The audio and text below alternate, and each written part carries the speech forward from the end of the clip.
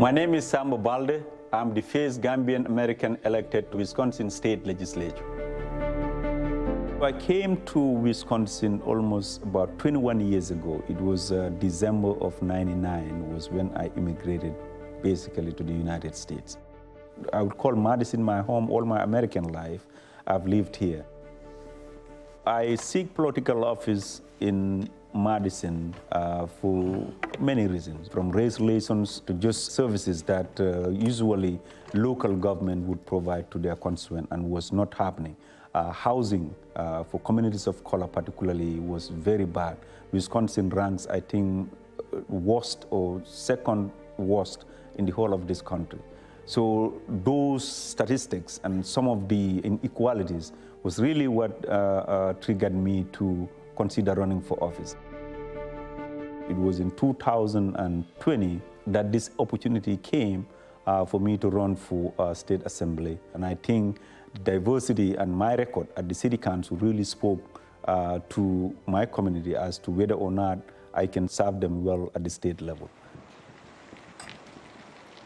Generally, the way I reach out to my community is I do have coffee out there in the community, what I would call listening sessions for my constituent members. And, you know, in many cases, in fact, it's people who do not look like me in terms of skin color who comes to this meeting and express their concerns and things like that, or issues that they are faced with. What is it that you are challenged with? What is it that you would like to see me go after before my term ends or my mandate with you ends? My son is 10. He has ADHD, a sensory processing disorder, a mood and adjustment disorder, and what's called disruptive mood dysregulation disorder. I have been the biggest advocate for him, but I have had the hardest time finding resources. You can put your name Yep. and email address here. Absolutely. We'll provide and probably arrange more meetings with you and maybe. And so those interactions has been very, very good.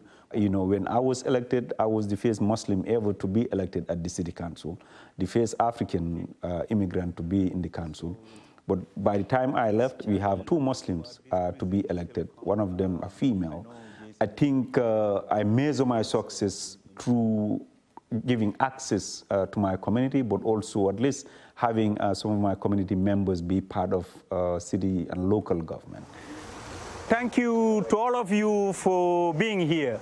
Thank you also for believing in me and supporting me and voting for me and just being part of my life journey. I'm very appreciative of all that. What we will do after every elections, all the elections that I've run, is to organize kind of a thank you get-together for our community members, but for my district, but also the immigrant community, particularly to stop by and socialize so I can hear from them, but also say thank you to all of them. So as you can see also, I have some elected officials, but also leaders in the community up here to say something, but also my beautiful wife here, Fadu Jao. So obviously without her, I couldn't have been here. Me and my wife met maybe about 13 years ago when I was visiting the village at Gambia. Was that the happiest day of your life? Yes, that was the happiest day. She's been very supportive, which is excellent. Without her giving me peace of mind coming home, I couldn't take it this far. So I'm very appreciative of that. I just visited Gambia.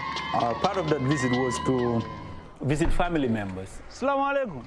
So I traveled to the village where I grew up, Choya. As part of that visit, obviously, it was a traditional welcome. They met, with us, the entourage, I would call it. And then we're drumming and dancing and just, welcome home and things like that. And so the highlight of my trip, obviously, is my mom and the family that I met, but also the fact that I was able to meet the President of the Republic of the Gambia, spend over 2 hours with him, get invited to lunch. To me, that is very special and humbling, but something that I'll remember for a very long time. But also seeing, many of the now grown up that I started school with who never wanted to go to school. I personally forced my way into school to see them where they are now and just to chat about our childhood and how I took a different path from what they were interested in. Was really also another reminder of how every encounter you can count towards the person you end up being in life.